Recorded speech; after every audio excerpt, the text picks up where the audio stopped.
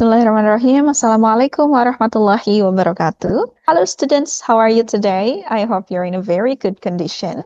And welcome back to our class, English for Development Economics. Okay, back again with me. My name is Ningsih Yulianti as your instructor for this course. It's been a pleasure to meet you, even though this week we will learn online. But yeah, I do hope you can still be excited to join this course. So, what comes to your mind when you see these pictures? I have 3 pictures in here. Okay, you have 3 seconds to think. Yep, maybe you see these envelopes and then there is the word business in it. So you will think about letters or business. And yeah, that is correct because our topic today is about business letters. Okay, so what is business letter? Before that, here are the agendas for today from brief overview to quiz. So stay tuned. And then this is the definition. Business letter is a formal written communication used in professional settings for various purposes. Okay, so surat bisnis teman-teman adalah komunikasi tertulis ya, yang formal digunakan dalam setting atau situasi yang profesional for various purposes, untuk tujuan yang berbagai macam ya, such as conveying information, menyampaikan informasi, making inquiries, membuat pertanyaan atau permintaan ya, placing orders. Nah, kita bisa memesan juga, requesting information, meminta informasi, or addressing issues, atau bisa juga menyelesaikan masalah. Business letters typically follow a specific format and structure to ensure clarity, professionalism, and effectiveness in communication. Nah, biasanya ada spesifik format dan struktur tertentunya ya, supaya tetap jelas, profesional, dan juga efektif. Nah, nanti akan kita bahas. And then the second point, despite the advent of modern technology that enables us to communicate via emails and mobile messaging, business letters are still needed to deliver messages outside an organization. Nah, meskipun teknologi sekarang sudah modern ya teman-teman, but still sometimes kita masih harus menulis surat yang secara tertulis ya, tidak selalu lewat email atau mobile chat. And then such letters go to suppliers, governments, agencies, or other businesses ya, and most importantly customers. Nah, banyak sekali pihak yang bisa kita berikan business letters ya. Okay, next. Here are the tenses commonly used. Nah, kita belajar sedikit related to grammar ya, dalam business letters. Jadi, grammar apa saja sih tensesnya yang digunakan dalam menulis business letters? The first one is simple present tense. Nah, when you think about present, ingat masa kini ya. Jadi, present tense itu hal yang terjadi di masa kini, biasanya untuk fakta-fakta ya, atau mendefinisikan, menjelaskan sesuatu. For example, our company produces high quality products. Nah, perusahaan kita memproduksi produk dengan kualitas yang tinggi. Nah, ini kan kalimat yang menjelaskan ya, mendefinisikan sesuatu. Nah, makanya tensesnya yang digunakan simple present tense. We see this is the subject, our company, and then produces. Nah, ini pakainya verb 1 ya, bukan verb 2 atau 3. High quality products. Nah, ini objeknya. Oke, kenapa juga ini ada S-nya, Miss? Padahal kan verb 1-nya itu produce ya. Because our company itu kan 1 ya. Jadi harus ada tambahan S-nya. Ini terjadi di simple present tense saja. Okay? And then the second one is present continuous tense. When you think about continuous, remember it is happening ya, sedang terjadi. We are currently exploring options for expanding our product line. Nah, ini subjeknya kita, lalu ada to be. Nah, kalau continuous itu pakai to be ya, bisa is, am, are. Karena di sini subjeknya we, jadi pakainya are. We are currently exploring. Nah, verbnya itu harus verb ing gitu. Okay, we are currently exploring options for expanding our product line. Kita sekarang sedang mengeksplor ya, atau menjelajahi opsi-opsi untuk expanding, memperluas our product line ya, produk-produk kita. Okay, so that's the first and second tense. And then the third, number 3, ada simple past tense. Nah, kalau past itu terjadi di masa lampau ya. For example, yesterday we received your inquiry regarding our services. Nah, di sini ciri khas pastnya udah kelihatan ya. Yesterday berarti terjadi di kemarin ya. And then we received. Nah, ini subjeknya we, lalu received itu adalah verb to. Oke, your inquiry regarding our services. Kemarin kita menerima pertanyaanmu tentang layanan kita. Oke, and then the fourth is simple future tense. Nah, future kita udah sering banget dengar, it's masa depan ya. We will order additional supplies next month. Nah, ini ciri khasnya will atau akan ya. Jadi subjek we diikuti oleh will atau akan. Kita akan order memesan additional supplies ya, supply tambahan next month. Nah, keterangan waktunya juga di masa depan ya, next month, bulan depan. Okay, and then I still have some left. Ada 2 tense lagi ya, let's see. Okay, the fifth is present perfect tense. Nah, kalau perfect itu artinya telah ya teman-teman. Jadi sesuatu itu telah dilakukan atau telah terjadi. We have received your quotation and would like to proceed with our order. Nah, kita udah menerima nih, lalu akan memproses ya order kami, gitu. Sini we have received, ciri khasnya itu have, lalu verbnya lampau juga ya. Ini untuk sesuatu yang telah dilakukan. Oke.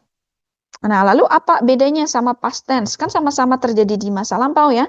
Nah, perbedaannya teman-teman kalau present perfect tense itu telah dilakukan, kita itu biasanya nggak terlalu spesifik ya terjadinya kapan. Kayak di sini, do you find any time, what is that? Adakah keterangan waktu di sini? Tidak ya, pokoknya telah terjadi aja, telah diterima aja. It's different within the past tense. Ini kan ada jelas yesterday, ya dilakukannya kapan. Okay, that's the difference. And then the last one is future perfect tense. Nah, ini di masa depan tapi telah dilakukan. Gimana tuh? Nah, berarti sesuatu itu akan telah dilakukan di masa depan nanti. By the time you have received this letter, di waktu kamu menerima surat ini, we will have already shipped the goods. Kita akan telah menerima barang-barangnya. Nah, jadi kayak gabungan ya. Ini ada future-nya will, have, lalu shipped ya atau verb 3. Okay, that's right.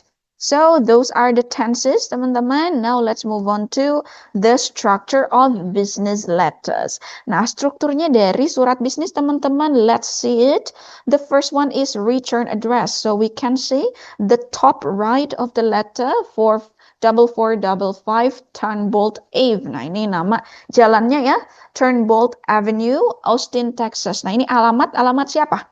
Penerimanya ya, pengirim. Nah, jadi alamat kita nih kalau kita menulis surat, nah alamat kita yang ditulis di paling atas sebelah kanan.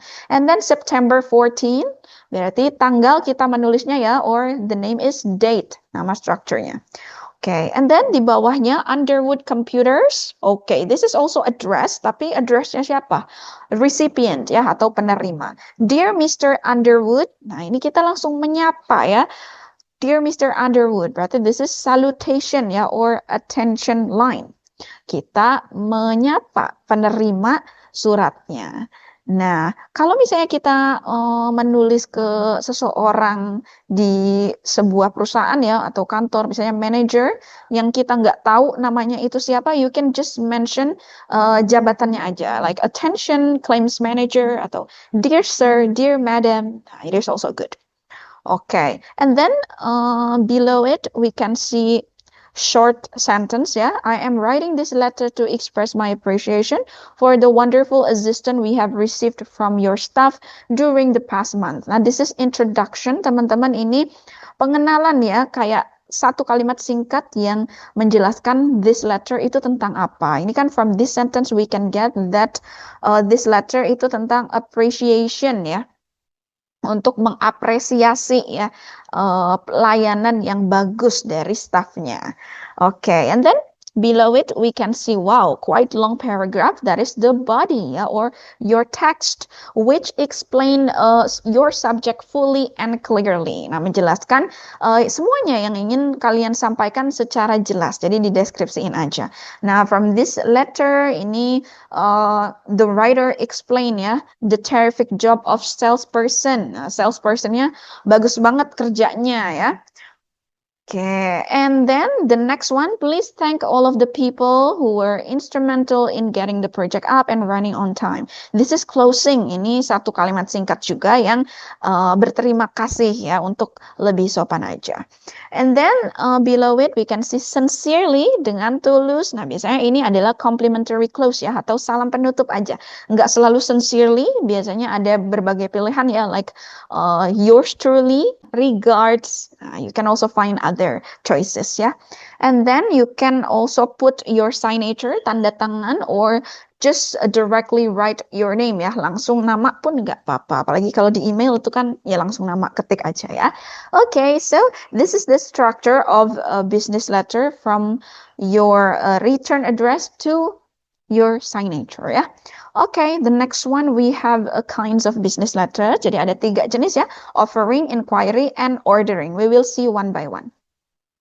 Alright, the first one is offering letter, teman-teman. When you hear offer, it means menawarkan ya. So offering letter means surat penawaran. Nah, berarti ya, biasanya menawarkan produk ya, or layanan. Okay, products or services.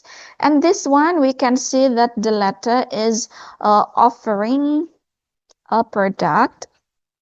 Okay, how to save 30% to 50% in completing your collection of books. Nah, berarti mereka menawarkan produknya ya, yaitu books. So, tujuan offering letter is to offer something, whether it is product or services. Nah, maybe you can also analyze ya, the body and then the structure. Apakah sudah sesuai dengan structure yang kita pelajari tadi, ada return address, date, and then salutation, and etc. Okay, let's go to the next one. We also have inquiry letter. Okay, inquiry letter is usually to request something ya. Biasanya untuk meminta sesuatu.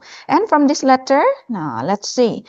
This is to, send me a copy of your latest catalog. Nah, mereka meminta katalog ya dari buku-buku yang mereka jual. Nah, so ada sesuatu yang mereka minta, whether itu informasi produk atau mungkin promo ya, banyak sekali. Now, you can also analyze the structure again, everyone. Now, let's move on to the third letter. Okay, this is ordering letter. Nah, namanya order, so you order something ya from the company. Okay, from this we can see a lot of products nih. Ada 4 jenis products yang mereka order ya. Jenis buku nih. Yeah.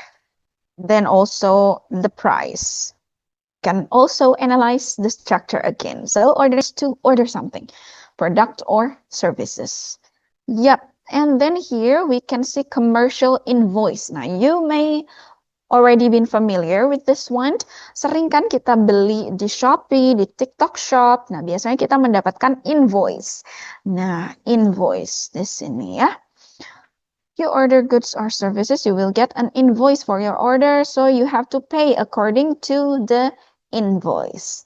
Jadi kita harus membayar ya sesuai dengan invoice-nya. Ini berbeda dengan struk ya. Kalau struk kan itu kan kita sudah membayar. Nah, kalau invoice tuh kita posisinya belum membayar ya. Jadi tagihan gitu. Oke, ini bukan jenis business letter. It is not a business letter, but it is also a part of important document ya in business process.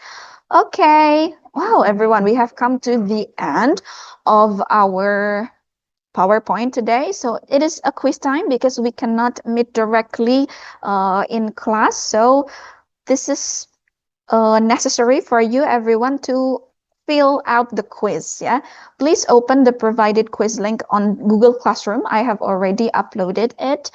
So let's see the steps. 1, before starting, make sure you are logged in with your Google account.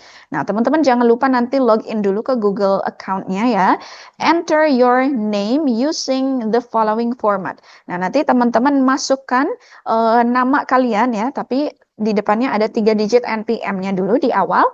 Oke, dan ini nanti kalian masukkan ke website ini ya, Wayground. Nah, Wayground itu yang dulunya Quizizz ya, teman-teman, mereka ganti nama. Jadi nanti kalian masuk tuh ke link yang sudah Miss berikan, and then use your Google account. namanya, boleh ikutin format ini. And then answer all the questions carefully. Jawab aja semua pertanyaannya dengan hati-hati ya. Make sure you have read the PowerPoint, you have understood my explanation. And then kalau sudah siap, you can just answer it ya. Hanya satu kali percobaan, so make sure you are ready for that. Submit your quiz once you have finished.